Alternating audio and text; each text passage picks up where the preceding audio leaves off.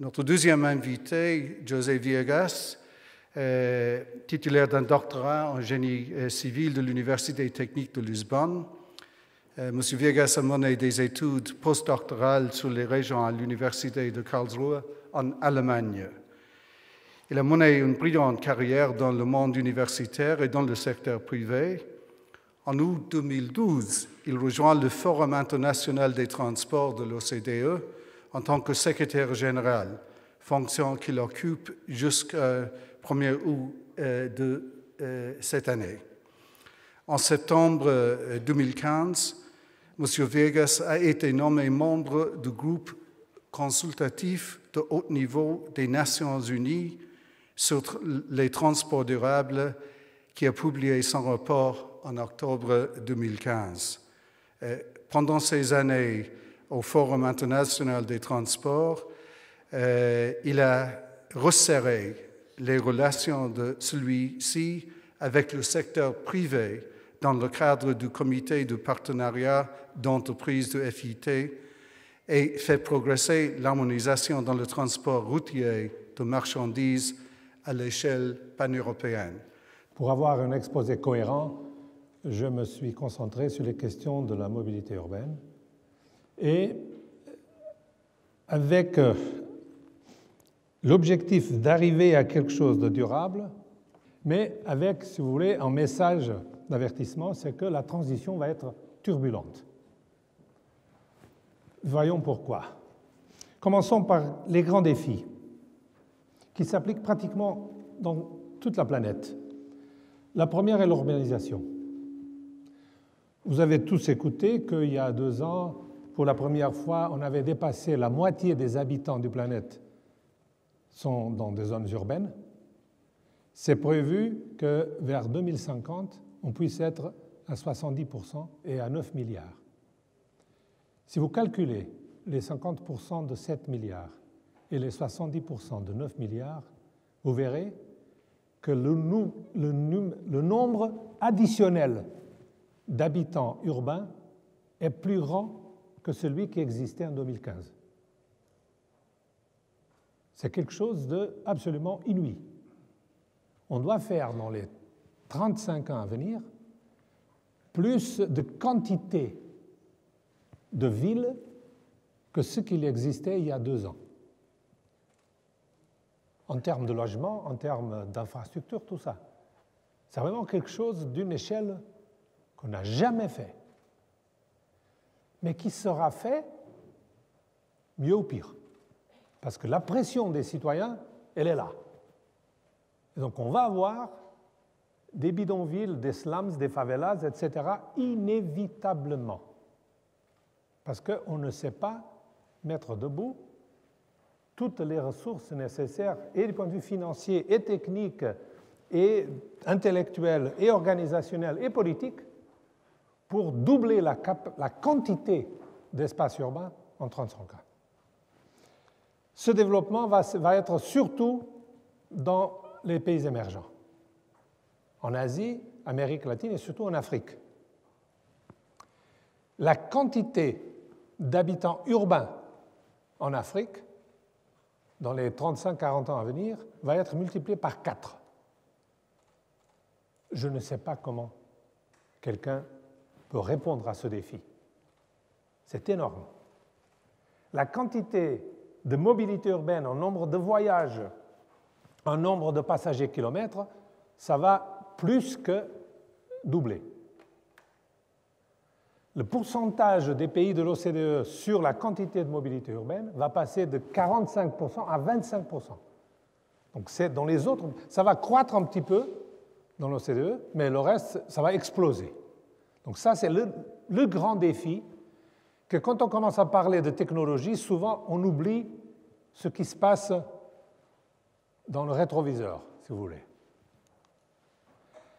Puis la qualité de l'air et les gaz à effet de serre. Laissez-moi commencer par la qualité de l'air, c'est quelque chose que souvent on ne mentionne pas.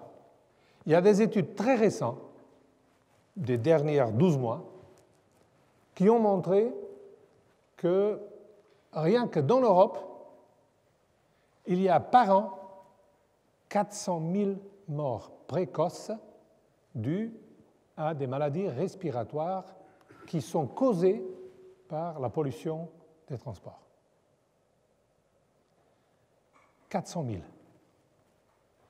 Pour vous donner une notion d'échelle, le nombre de morts par des accidents de la route en Europe est de 23 000.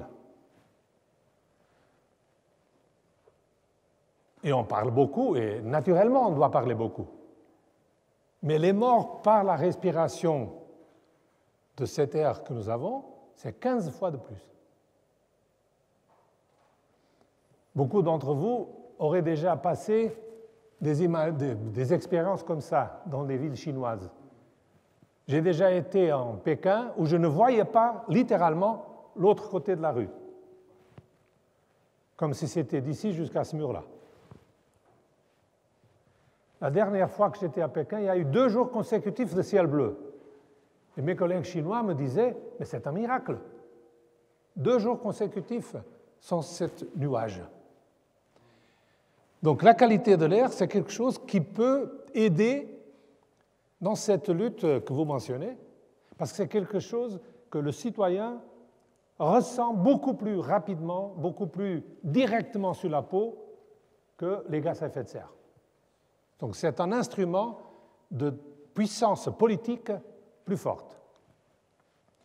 Puis il y a le congestionnement. Si vous voyez les enquêtes aux maires des grandes villes dans tout le monde et vous leur demandez quel est votre souci le plus grand, 80% des maires, au moins, disent congestionnement. Parce que c'est ça la pression qu'ils ont des citoyens. La sécurité routière dont j'ai parlé, c'est une grande bataille, c'est une partie des objectifs du développement durable des Nations Unies, c'est de réduire à la moitié, entre 2015 et 2020, la quantité de morts dans les accidents de la route. On a fait des progrès importants pendant les années de la crise économique, mais en 2015, on a eu une augmentation, et en 2016, on a eu une augmentation très forte dans la plupart des pays développés. Donc, ce qu'on avait pu croire que serait un gain de sécurité, finalement, c'était une réduction de trafic. Et avec la nouvelle euphorie que finalement l'économie va reprendre, il y a beaucoup de gens qui ont changé de voiture pour des voitures plus puissantes et qui roulent plus vite. Donc là, on est vraiment dans la mauvaise route pour le moment. Dans les pays développés. Dans les pays non développés, des pays émergents, c'est encore pire, mais on n'a pas eu cette petite période d'espoir. Parce que, par exemple, enfin, quand même, il y a des progrès à ne pas oublier. Dans mon pays, le Portugal et l'Espagne, entre 2000 et 2014, on a réduit le nombre de morts de la route par 70%. Et l'augmentation récente n'est que de 10%. Mais on n'est plus dans la trajectoire descendante, c'est ce que je veux dire. Et là, il y a quelque chose que souvent on oublie. Quand j'ai étudié, il y a aussi 40 ans, comme Patrick, toutes les études de transport se basaient sur le domicile-travail. On sortait de la maison, on allait travailler, on dînait en famille, c'est tout. Tous les modèles de transport, même la grande majorité des modèles de transport qui existent aujourd'hui, qui sont opérés aujourd'hui, sont basés sur ça. Or, à l'époque, si vous voulez, années 60-70, les déplacements domicile, travail et retour représentaient 60-70% des déplacements. Aujourd'hui, dans les pays plus avancés, ils ne représentent que 30%. Parce que nous avons un cadre de vie plus riche. Nous faisons d'autres choses. Ça a commencé par amener les enfants à l'école. Une bonne partie de vous, être de ma génération, on allait à pied à l'école. Aujourd'hui, 90% des enfants arrivent à l'école en transport motorisé. Aussi, pour faire les achats de la nourriture, etc. Aussi, la composition du type de... Enfin, l'ambiance de travail a changé, la composition de la famille a changé, Et puis, les gens veulent faire du jogging ou du sport, et puis aussi, elles veulent faire des rapports sociaux, aller sur les terrasses quand il fait beau, etc. Ce que vous voyez, c'est qu'organiser les déplacements, domicile-travail, c'est relativement simple. En recours au transport en commun, si vous mettez tout ce polygone-là, ça devient infernal. Parce que, comme Patrick disait, le chemin de fer, le rail, il est relativement simple pour les rapports rigides. Même avec les réseaux de métro, etc., on peut le faire, mais essayez de faire. Enfin, j'ai beaucoup étudié ça quand j'étais à l'université. Surtout les mamans, elles disaient, quand j'avais pas les enfants, j'allais au travail en transport en commun. Quand il faut aller prendre les gamins à l'école et puis les porter à la classe d'anglais ou au judo, ou etc., s'ils ne sont pas sur la même ligne de métro, les horaires ne sont plus compatibles. Et donc, je prends la voiture.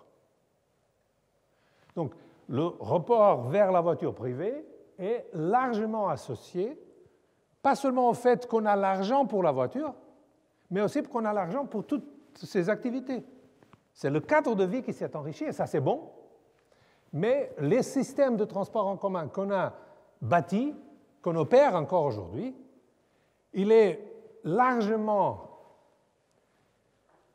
conçu sur la base du domicile-travail. Et je dois dire avec grand regret que la plupart des responsables des transports en commun en Europe ne se sont pas encore rendus compte que le domicile-travail et retour ne représentent que le tiers des déplacements et que les gens qui les ont abandonnés, qui ont quitté le transport en commun, c'est parce qu'ils ont des cadres de vie plus complexes. Ça, c'est un grand défi. Et de l'autre côté, on a aussi le problème qu'il y a une exclusion sociale non négligeable par les gens qui sont forcés à aller vivre dans des quartiers mal servis par le transport en commun. Il y a des indicateurs qui sont développés par les Nations Unies et d'autres entités et que j'essaie de combattre. Parce qu'ils définissent que quelqu'un est servi par le transport en commun s'il y a un arrêt d'une ligne régulière à moins de 1000 mètres de chez vous. Ça peut être magnifique, surtout si le bus qui passe ici va vers là et mon travail est vers l'autre côté, ou l'école de mon enfant. Une ligne de bus, une ligne de tramway, normalement, ça veut dire que pour la plupart de vos déplacements, vous aurez besoin de transférer. Et si vous avez un transfert, c'est le risque que quelque chose se passe mal dans deux lignes, pas seulement une. Il y a la pénalité physique, il y a la perte de temps, même quand tout ça court bien. Si vous avez deux transferts, pof, capote. J'ai étudié beaucoup de villes européennes dans mon temps académique et je suis allé aux matrices origine-destination qui représentent, si vous voulez, dans une structure mathématique, où sont les déplacements. Et j'allais voir, c'est où les parts géographiques avec la plus basse pénétration du transport en commun. Inévitablement, dans une douzaine et demie de cas que j'ai étudiés, c'était toujours dans les cas où il fallait deux transferts ou davantage. Deux transferts, c'est la mort du client du transport en commun. Il va chercher la voiture inévitablement. Et même s'il n'a pas l'argent, il va commencer à penser comment je pourrais avoir l'argent pour me débarrasser de toute cette complication. Ça me limite mon cadre de vie. Bon, il y a des gens qui n'ont pas l'argent pour ça et qui donc sont forcés, et par le temps de déplacement et par le manque d'argent, à avoir des cadres de vie beaucoup plus restreints et donc, en large partie, à être exclus. L'exclusion sociale, c'est aussi ça. C'est de ne pas avoir la capacité de se déplacer aux endroits où il y aurait des activités que les gens aimeraient pouvoir s'engager, mais qu'ils n'ont pas soit le temps, soit l'argent, soit les deux. Quand on compare la situation des pays riches et des pays pauvres, il y a des barrières au changement. Donc, tout le monde reconnaît qu'avec cette liste de problèmes, et j'ai mentionné très, très, très brièvement les changements climatiques, il faut changer. Mais là, il y a des difficultés qui sont assez différentes entre les pays plus développés et les pays émergents.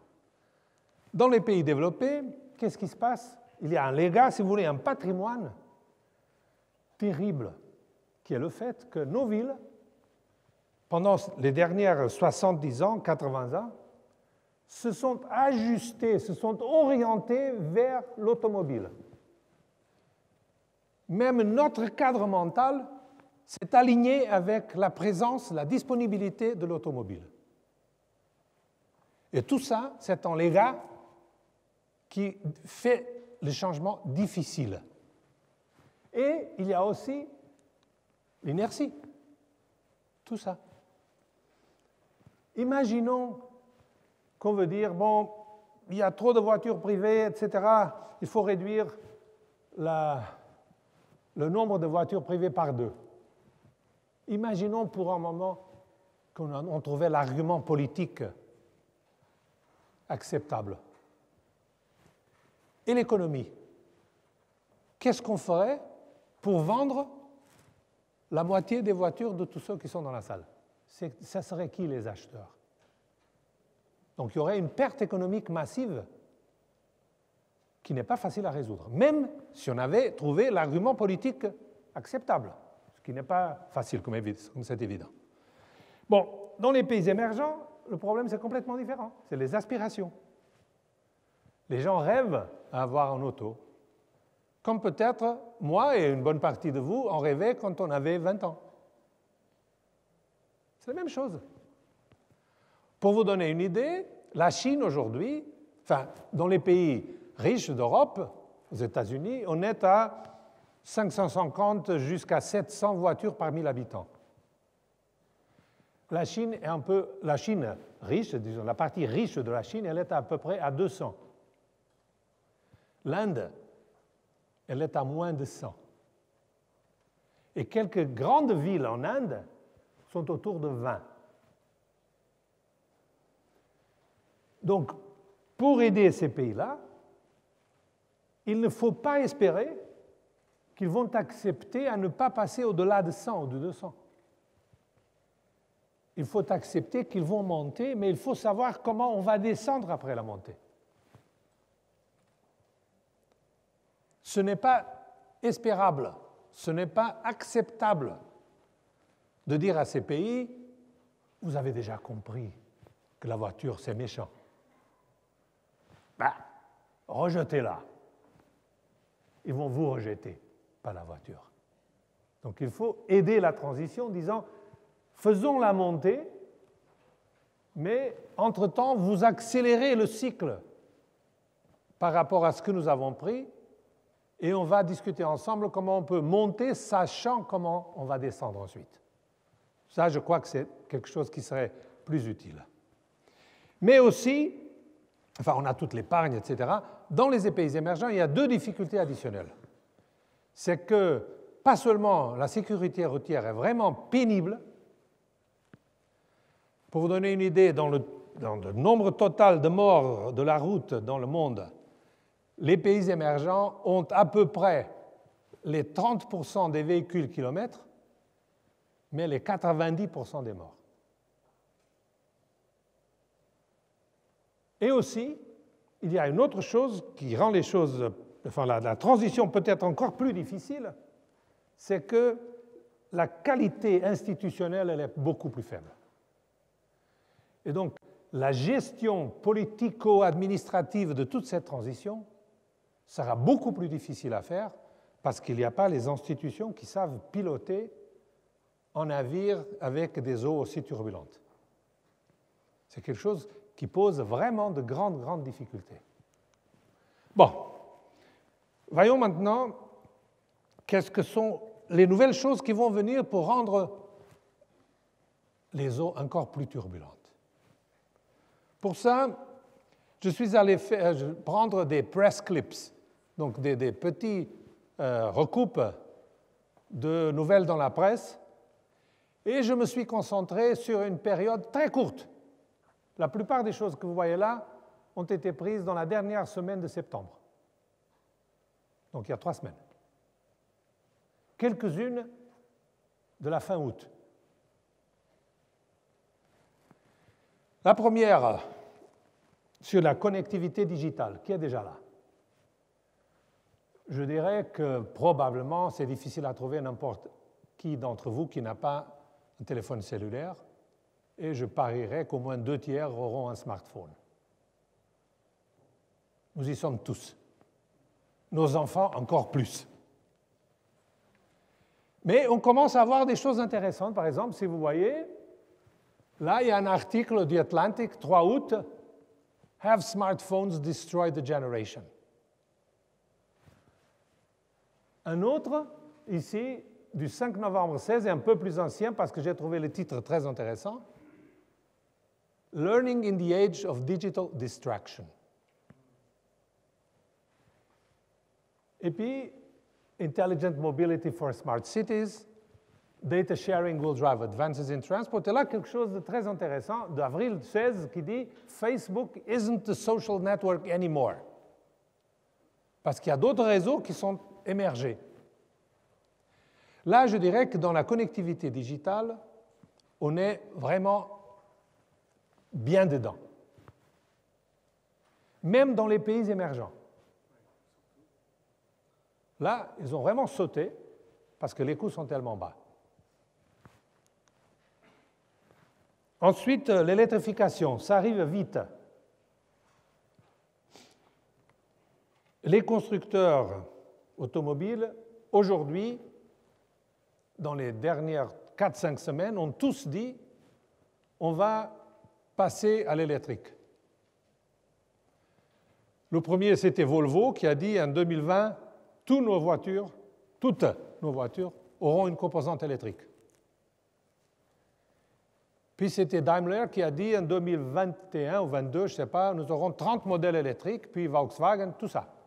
Donc, très rapidement, ils ont compris qu'ils ne peuvent pas passer à côté de ça. Il y aura encore des modèles de combustion dans quelques constructeurs, mais la tendance vers l'électrique est énorme. Pourquoi? Parce qu'ils connaissent ces rapports sur la qualité de l'air. Ils savent que du moment que la perception publique de ces résultats sont très récents, hein, il y a 2 mois. Donc la perception publique politique n'est pas encore là, mais elle va venir. Les industries sont toujours plus rapides que les gouvernements dans la perception de qu'est-ce qui va vraiment exploser, et ils savent qu'il va falloir s'adapter. Et vous voyez, là, BMW, par exemple, à propos de la question des hybrides qui avait été levée, BMW a dit on va sauter l'échelle intermédiaire des hybrides. On va directement vers le tout électrique. Toyota a fait la même chose 3 jours plus tard. Pourquoi? Je ne sais pas si c'est vrai. Oui, mais ils disent qu'ils vont les lâcher. Volvo, je n'ai pas lu, mais peut-être, enfin, la question vraiment, c'est de dire, l'hybride, tous les constructeurs ont dit au début, l'hybride, c'est un instrument de transition. Parce que là, le véhicule électrique, il est tellement plus simple, tellement moins cher, tellement plus facile à entretenir, que le moment où on aura résolu les grandes questions de l'électrique, l'hybride n'aura aucun sens. Ce sera vraiment une transition. Et il y aura eu un gain d'espoir sur la capacité de bien résoudre les problèmes avec les batteries, en particulier sur les batteries. Toyota avait annoncé, avant cette chose, à fin juillet, ils avaient annoncé qu'en 2020, ils porteraient sur le marché une nouvelle technologie de batterie qui aurait le double de la capacité et la moitié du temps de recharge. Si vous avez ça, vraiment, c'est bien probable qu'on dise pourquoi continuer à faire des hybrides. Donc il y a la question des batteries. Enfin, on a certainement des émissions beaucoup plus basses si la génération de l'électricité est minimum propre. On a aussi quelque chose dont on parle pas assez, c'est que le coût d'opération devient beaucoup, beaucoup moindre qu'aujourd'hui. Si vous comparez avec la fiscalité d'aujourd'hui, le kilomètre, vous avez déjà acheté la voiture, le coût marginal par kilomètre avec le véhicule électrique, à puissance équiparée à celle du moteur essence, avec les prix typiques en Europe, c'est 7 fois de moins. 7 fois de moins. Et avec le diesel d'il y a 2 ans, qui était un peu moins cher qu'aujourd'hui, c'était 5 fois de moins. Aujourd'hui, peut-être 6 fois de moins. Ce qui veut dire que vous ne sentirez plus, vous ne sentirez plus le coût économique du déplacement. Avec les prix du Portugal qui ne sont pas très différents de la Suisse, le kilomètre me coûte à peu près 8 centimes d'euros. En électrique, ça me coûterait 1 centime, centime et demi. Ça devient vraiment négligeable. Et ça va avoir des implications, j'y reviendrai un peu plus tard. Il y a la question de la capacité de la batterie et du temps de chargement, mais il y a une question qui est aussi pas assez discutée, qui est le réseau de distribution. Laissez-moi passer un peu aux chiffres pour que vous compreniez ce que je veux dire. Une voiture relativement petite aura 70 kilowatts de puissance, pardon. Ça veut dire à peu près 100 chevaux. Le parc automobile en Suisse, il est un peu plus grand que ça. Ça serait autour des 100 kilowatts, 140 chevaux. La totalité des appareils électrodomestiques que vous avez chez vous, ça fait probablement entre 20 et 25 kilowatts. L'outil le plus puissant que nous avons à la maison, c'est normalement le lave-vaisselle qui fait 4 kilowatts. Ce qui veut dire, c'est que la puissance de la voiture, c'est à peu près la puissance, avec tous les instruments fonctionnant en même temps, de 4 foyers. Comme vous savez, il y a beaucoup de gens qui n'ont pas un garage. Moi, j'habite en bloc d'appartement, on a un garage. Pour une voiture, imaginons de 70 kilowatts, que je vais recharger quand elle vient à 2/3 vide, comme je fais avec l'essence. Il faut que je recharge 50 kilowatts. Bon, le fusible que j'ai là, il me donne 3 kilowatts et demi de puissance maximale. Ça veut dire 15 heures de recharge. Bon, peut-être je ne vais pas recharger quand je suis à 2/3 vide, je serai à moitié vide. 10 heures. Mais si je suis à 10 heures, je suis en pleine puissance, ça veut dire que si je veux lever la vaisselle, le fusible va craquer. Donc il faut changer le cadre à la maison. Et je vais passer peut-être des 16 ampères aux 30 ampères qui me permettraient d'aller jusqu'au double. Bon, ça va. Le problème, c'est que dans le bâtiment, on a 25 appartements, on a 30 places de voitures. Imaginons qu'une vingtaine de ces 30 voitures sont électriques d'ici quelques années. Et elles vont tous charger pendant la nuit. Mais on a besoin de 10 heures pour chacune, hein, comme je vous disais. Qu'est-ce qui se passe? Le fusible du bâtiment va craquer. Donc il va falloir... Et le problème du fusible, pourquoi le fusible va craquer? Parce qu'il va protéger les câbles du bâtiment. Le fusible est toujours fait là pour ne pas faire brûler les câbles qui sont dans le bâtiment. Et alors, qu'est-ce qui se passe avec ceux qui rechargent dans la rue? Les câbles dans la rue sont dimensionnés soit pour l'illumination publique, qui demande très peu, soit pour alimenter les bâtiments, mais les bâtiments avec les charges actuelles.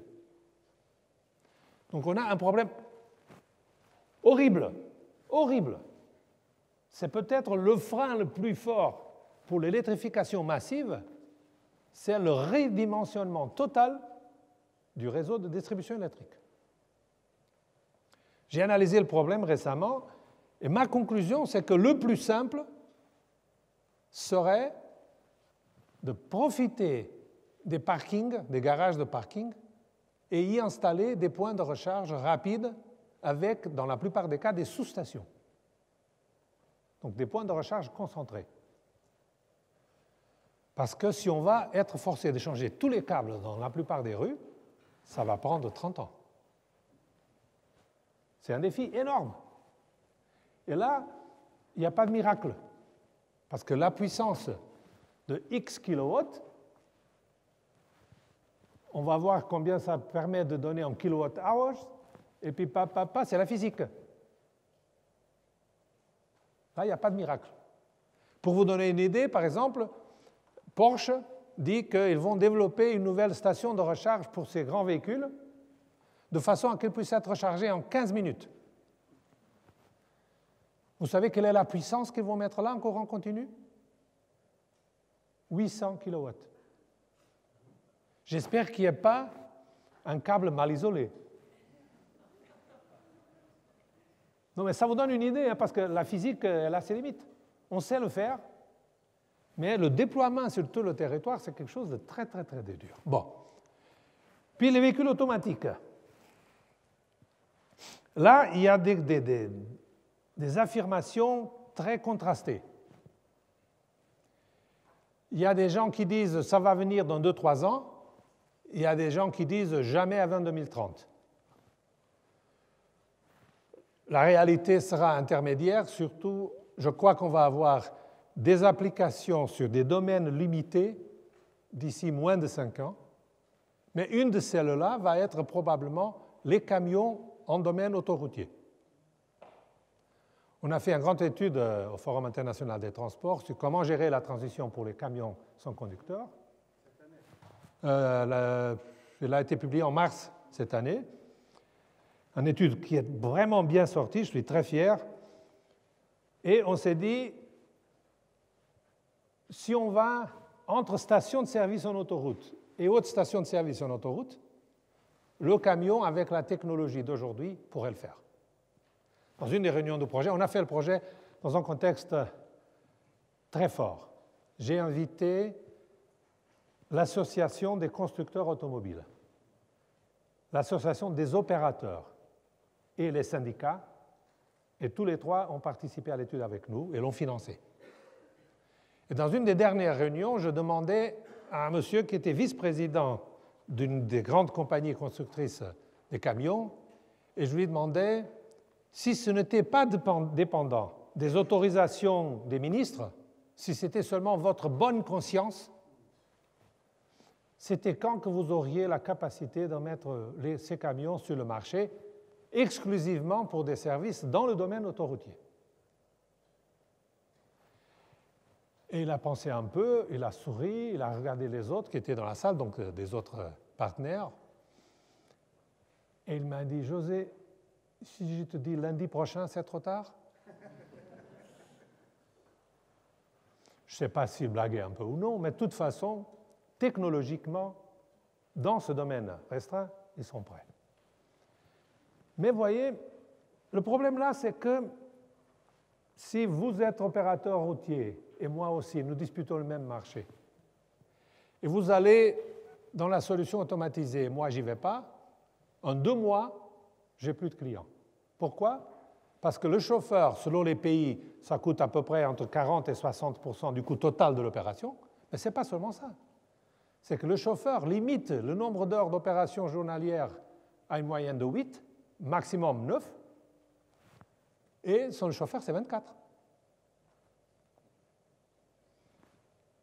Par exemple, Lisbonne-Paris, aujourd'hui, c'est 2 jours et demi, ça passe à 1 jour.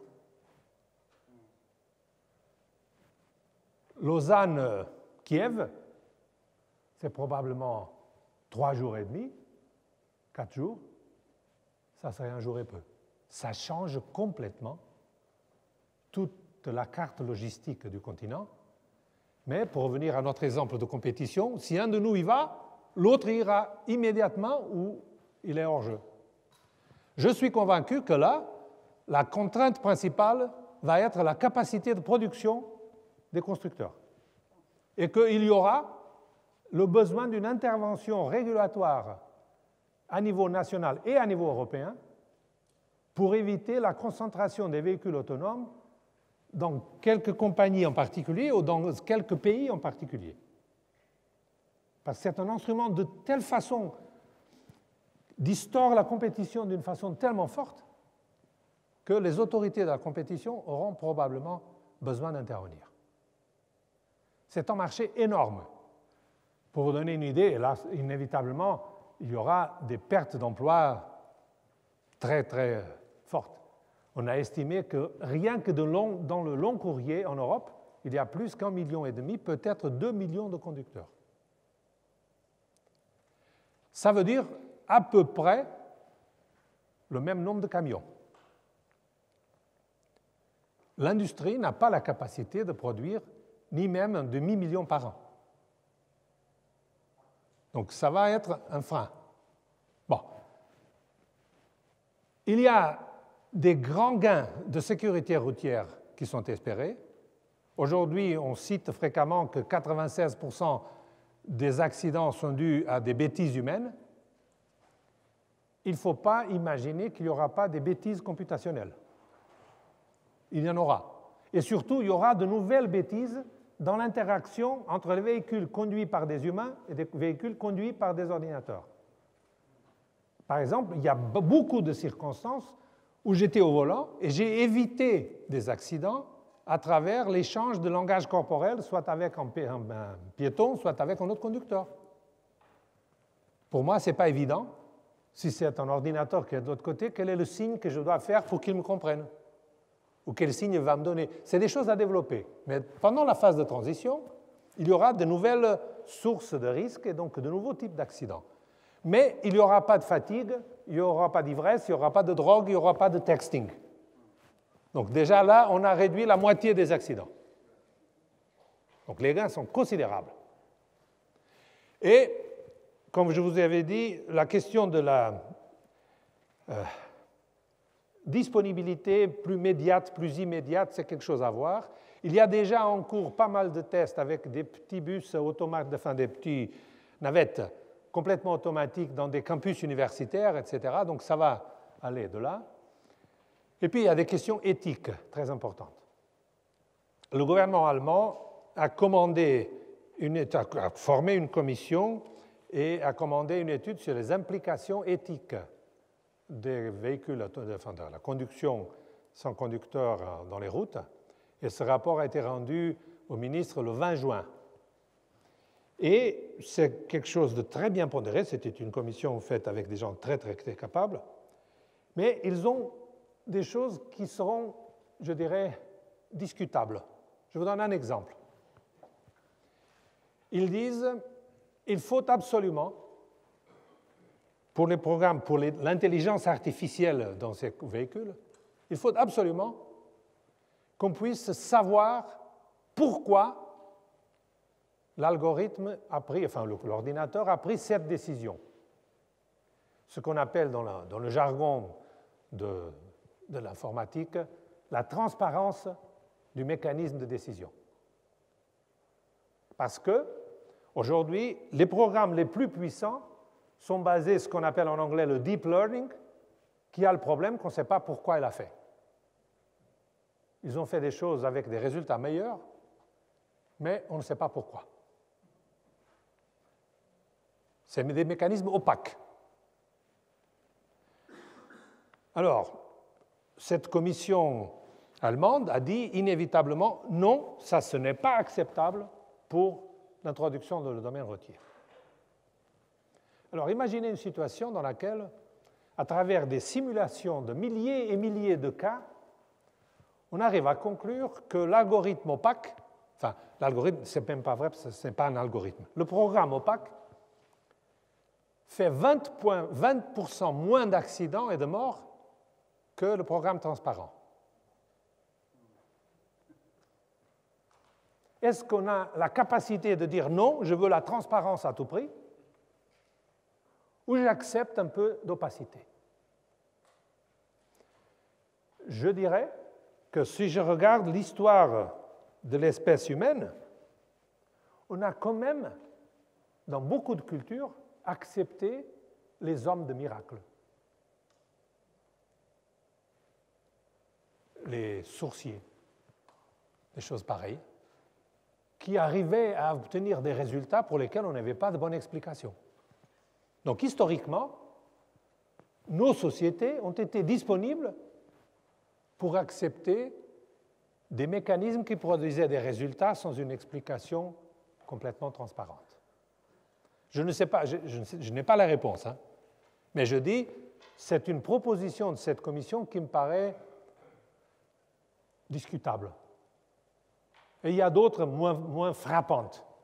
Mais là, je dirais que c'est une qui va probablement, parce que les résultats sont vraiment incroyablement plus forts aujourd'hui, avec la technologie d'aujourd'hui, et les scientifiques les plus puissants, ils disent, on n'a pas beaucoup d'espoir de trouver, si vous voulez, les chemins par la porte arrière pour arriver à faire ces programmes transparents.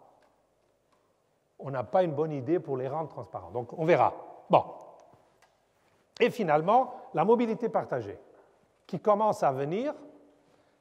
Ici, il y a un problème de terminologie, parce qu'on appelle mobilité partagée à tout et à n'importe quoi. On a eu le Zipcar et choses pareilles, dans laquelle, ou le Vélib et l'Autolib à Paris, dans lequel le véhicule dans chaque voyage n'est pas partagé, il est seulement la personne ou la petite famille qui voulait l'utiliser. Il y a beaucoup de gens qui disent mobilité partagée, c'est aussi Uber. Bon, Uber, du point de vue de la mobilité, ce n'est pas trop différent du taxi. C'est vrai que le véhicule est utilisé en succession par différents clients, mais dans chaque voyage, il n'est pas partagé. Ce qu'on veut dire ici, c'est vraiment la question, deux choses différentes. Partagé dans le sens qu'on n'a plus besoin d'avoir la propriété du véhicule, donc c'est le service plus que la propriété, mais aussi que dans chaque voyage, on accepterait de voyager avec d'autres personnes qu'on ne connaît pas. Donc le shared mobility, c'est deux choses en même temps, hein. Bon, essayons maintenant pour vous montrer pourquoi les choses sont tellement difficiles. Je vais essayer de mettre les pièces ensemble, parce que chacune de ces choses que je vous ai montrées peut tirer dans différentes directions. Je commence par les trois données plus ou moins inéquivoques. Il y a la connectivité digitale, il y a l'électrification, il y a l'automation, qui n'arrivent pas toutes en même temps, mais qui sont déjà en chemin, qui viennent. C'est, je dirais, indiscutable. Oups. L'électrification nous donne les émissions réduites et les coûts d'opération plus bas. L'automation nous donne les gains de sécurité routière et quelque chose que je n'ai pas encore mentionné, mais qui a déjà pas mal d'études qui nous montrent, on a moins la perception du temps. Parce qu'on peut faire d'autres choses. Si on va maintenant du côté de la connectivité digitale, on voit qu'il a la préférence pour la fruition, pour l'expérience, pas nécessairement pour la possession. Ce qui donne lieu à qu'on puisse faire des services de mobilité plus attractifs, plus intéressants, ce qu'on appelle Mobility as a Service, ce qui commence dans pas mal de pays à faire sa route. Si on prend ensemble la connectivité digitale et l'automation, on voit qu'on peut se dispenser du conducteur et donc ça va faire les services professionnels moins chers. Pas seulement les camions, comme j'avais mentionné, mais aussi les bus, les taxis, tout ça. Dans tous les cas, le chauffeur coûte au moins 40%. Si vous voulez un nombre rond, c'est la moitié. Et si maintenant on prend ensemble ces services coûtant moins et l'attractivité des services par la connectivité digitale, ils sont capables de me mettre, de faire l'affectation entre la demande et l'offre de façon beaucoup plus efficace qu'auparavant, on voit que c'est beaucoup moins nécessaire d'avoir une voiture. J'étais cet week-end à un séminaire où il y avait un professeur de l'MIT, il a dit « J'habite à Boston, j'ai vendu ma voiture il y a 1 an. J'ai plus de voiture. » Parce que stationner au centre de Boston, une réunion de 2 heures, ça me coûte $40. Quand j'appelle un Uber, ça me prend au maximum 3 minutes. Parce qu'il y a une compétition énorme de différents chauffeurs d'Uber. Et ça me coûte la moitié de ce que coûtait le taxi auparavant. Ce que je vois maintenant, c'est que par mois, et je ne suis pas tous les jours du mois à Boston parce que je voyage beaucoup, il dit, par mois, j'épargne $400 sans avoir la voiture. Et ça n'incluant pas le coût de l'acquisition. Hein. Ça, c'est les coûts variables. Et il y a pour le moment, l'Uber, il a encore le chauffeur. Le patron d'Uber, il a dit il y a quelques mois, si on arrive, quand on arrive, il n'a pas dit si, il a dit quand on arrive à avoir notre service sans conducteur, j'imagine de l'avoir gratuitement si vous êtes disponible pour regarder de la pub dans la télé, à bord. Donc le transport, ça devient coût zéro. Bon. Mais si on a du côté des voitures électriques les coûts d'opération plus bas et une moindre perception du temps, il y a aussi une inclinaison à faire des déplacements plus longs. Donc, je ne sais pas comment dire, l'étalement urbain, c'est quelque chose qui a un risque majeur de venir. Et il peut se donner qu'il y a des gens qui disent « Non, non, mais je veux ma voiture ». Et donc, il y aura des gens qui vont conduire des distances plus longues dans sa voiture. Si on prend ces 2 choses ensemble, on a là un grand problème, qui est est-ce qu'on va augmenter ou diminuer le nombre de véhicules kilomètres? Et donc, qu'est-ce qui va se passer avec le congestionnement? Et on est vraiment à un point de bifurcation. C'est facile de dessiner des scénarios où le nombre de véhicules kilomètres doublerait ou serait la moitié. Quelle est la clé pour ça? Fiscalité. Et je vais développer ça dans les... Pardon. Oups. Là, je ne sais pas recommencer, mais c'est vraiment la fiscalité qui va pouvoir intervenir sur le taux d'occupation du véhicule. C'est vraiment la clé, c'est le partage dans le sens que je disais avant, c'est il faut avoir une moyenne de personnes dans le véhicule qui ne soit pas 1,2, qui serait au moins 2,1. On y va. Je ne dis pas que c'est facile. Je ne dis pas que c'est facile. Ce que je dis, c'est que c'est nécessaire. Si vous avez, je vous rappelle le chiffre, le prix au kilomètre d'un véhicule électrique, ça serait 7 fois de moins. Donc l'inclinaison à prendre la voiture pour faire des déplacements de 500 mètres, c'est énorme. D'aller dîner avec des amis, et si on allait aujourd'hui à Lyon? Le coût du déplacement, ça coûterait 5 €. Ça tombe exclusivement dans votre temps. Et donc le risque de cette explosion de la mobilité, il est là. Hein? Donc comment gérer ça? Donc vous voyez, c'est pourquoi je disais c'est turbulent, c'est toutes ces choses en présence. Ma proposition, c'est de se baser pour gérer cette transition en 2 principes. Le premier, qui est très important, c'est qu'il faut cibler sur l'accès. La mobilité n'est pas un objectif politique. L'objectif politique doit être l'accessibilité.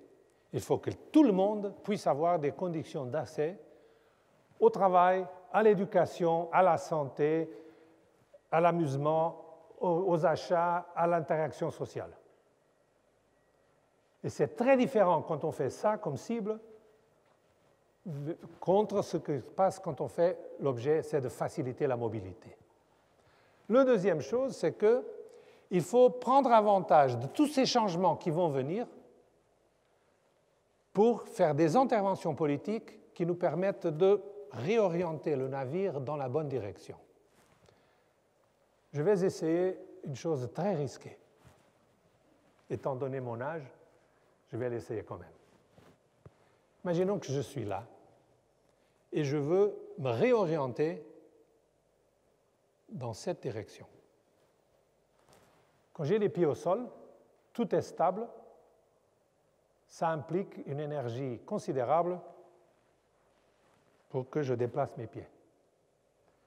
Si, grâce à la turbulence, je suis déjà dans l'air, la difficulté, c'était de me mettre dans l'air. Quand j'étais dans l'air, la réorientation, c'était facile. Ici, c'est un peu la même chose. Parce qu'on va avoir toute cette turbulence qui vient et de l'électrification, et du partage, et de l'automation, et tout ça. Alors, prenons avantage de ça, faisons levier sur ces changements pour orienter la politique des transports dans une autre direction. Voyons comment ça peut se faire. Il y a 3 instruments. L'instrument décisif, c'est la mobilité partagée dans le sens de l'occupation du véhicule. On a fait 2 études à l'ITF.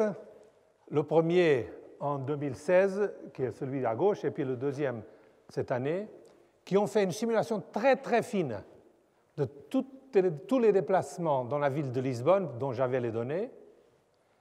Le premier sur la ville elle-même et le deuxième sur l'aire métropolitaine. Et on a gardé les systèmes de transport en commun lourds et on a simulé un état limite qui serait de dire toutes les lignes de bus, toutes les voitures privées, tous les taxis, etc., sont remplacés par 2 modes de transport qui sont les taxis partagés et les petites navettes de transport à la demande, ce qu'on appelait taxibus.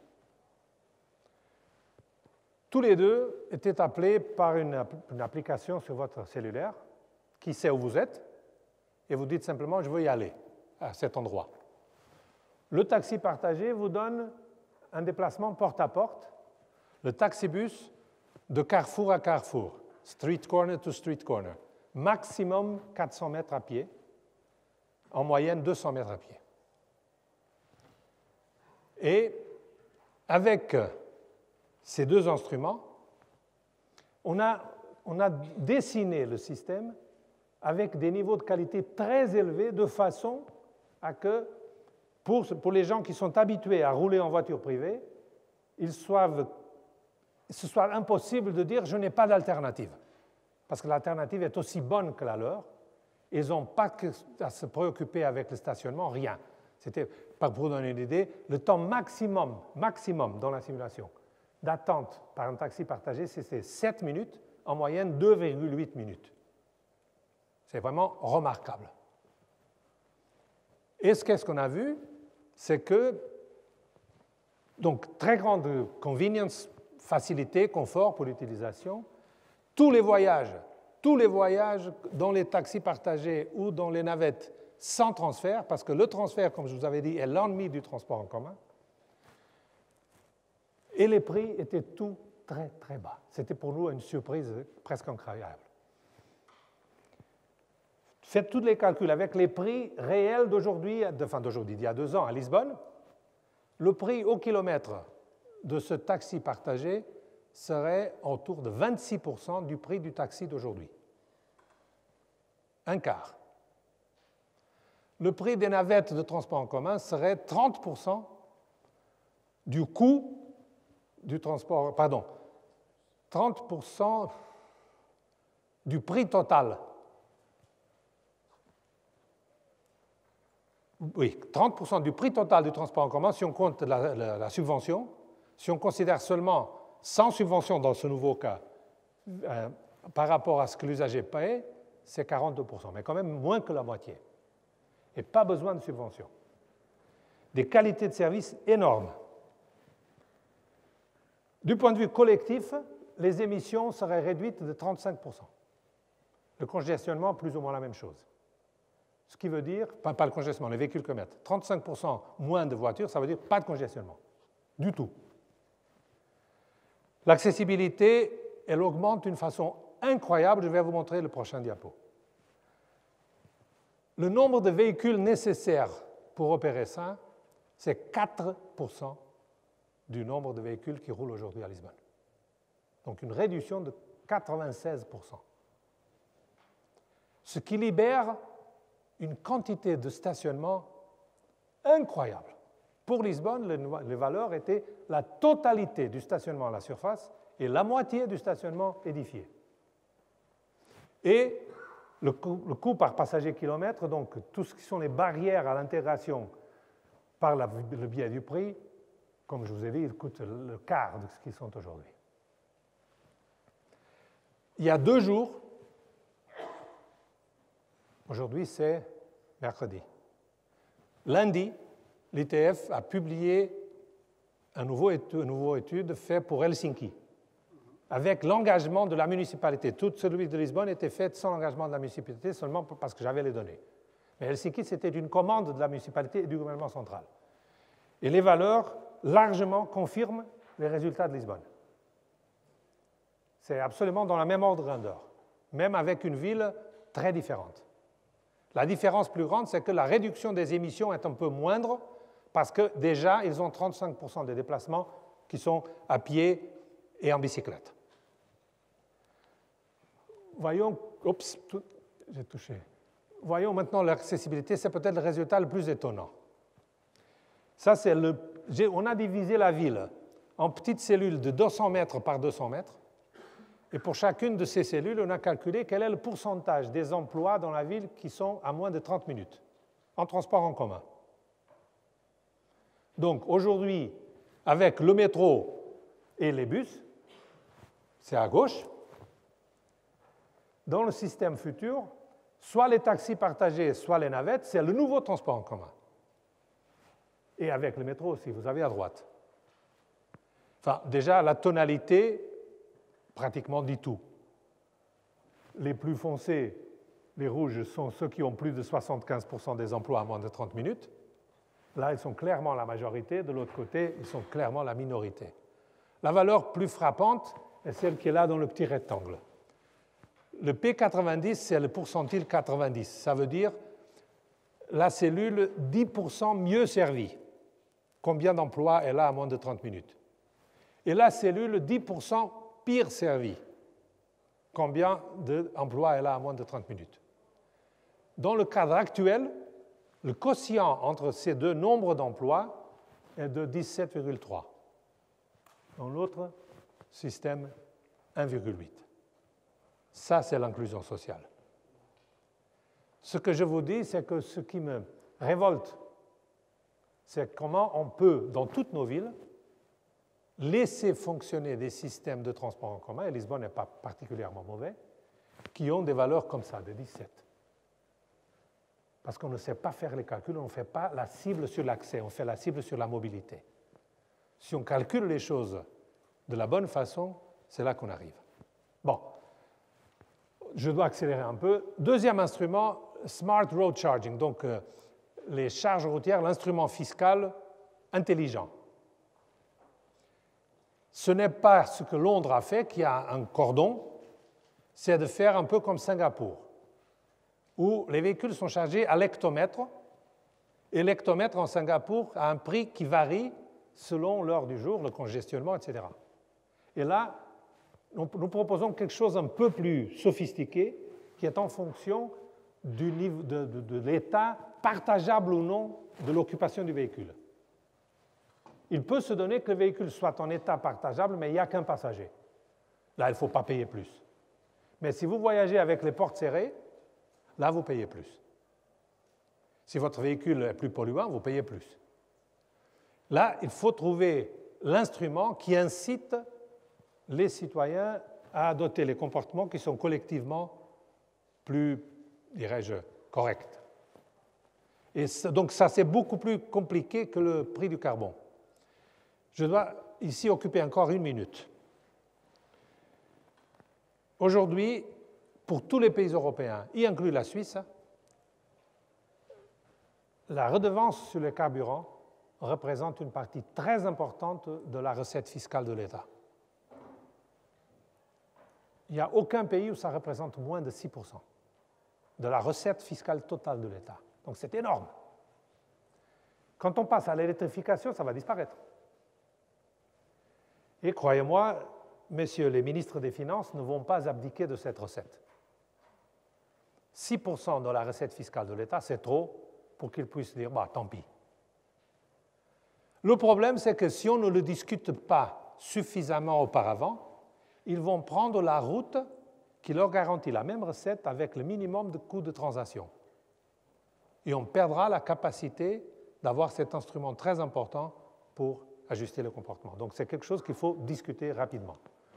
Troisième et dernier instrument, c'est la planification urbaine, l'aménagement du territoire. Si on veut miser sur l'accessibilité, il faut réduire le nombre de déplacements qui ont besoin d'être motorisés. Et ça peut se faire avec une certaine facilité à travers l'aménagement du territoire, ayant une densité avec la diversité fonctionnelle pour qu'on puisse avoir pas mal de choses à une distance qui est franchissable à pied ou en bicyclette, et en même temps ayant un bon design des espaces urbains pour les modes actifs et aussi la qualité de l'espace pour que les gens l'aiment bien. Toutes les expériences dans le monde qui ont été faites dans cette direction ont eu une très grande approbation publique. Quel est le grand problème? Cohérence. Parce qu'il faut jouer plusieurs instruments en même temps. Et nous avons un secteur sur les transports où il y a des niveaux de délégation très élevés entre le niveau national, le niveau régional, le niveau local. Et c'est des choses qui ne sont pas instantanées. Donc vous avez des besoins de cohérence verticale. Il y a plusieurs ministères engagés transversales et il faut la cohérence au long du temps longitudinelle. Donc c'est un exercice atroce de difficulté. Vraiment. Et la seule chose qui peut nous sauver de ça, c'est que tout le monde ait la conscience, vraiment avec un message relativement simple, qu'est-ce qu'il faut faire, vers où on veut aller. Finalement, on a vu qu'il y a des défis communs, mais aussi des défis différenciés. Je propose qu'on puisse utiliser la turbulence comme un instrument pour introduire des changements de politique publique qui autrement seraient difficiles à introduire, mais aussi quelque chose que je n'ai pas mentionné, c'est qu'à côté de tout ça, il y a aussi le problème du changement climatique. Et donc, il faut savoir naviguer les défis de court terme sans compromettre le long terme, ayant ça toujours présent. Mais on ne peut pas seulement miser sur le long terme si on ne sait pas maîtriser les défis de court terme, parce qu'ils sont politiquement toujours beaucoup pressionnants. Et donc c'est ça, je termine, je vous remercie. Comme j'avais dit, je n'ai pas couvert les points que Patrick m'avait dit, quand même j'ai trop parlé. Excusez-moi, un grand merci.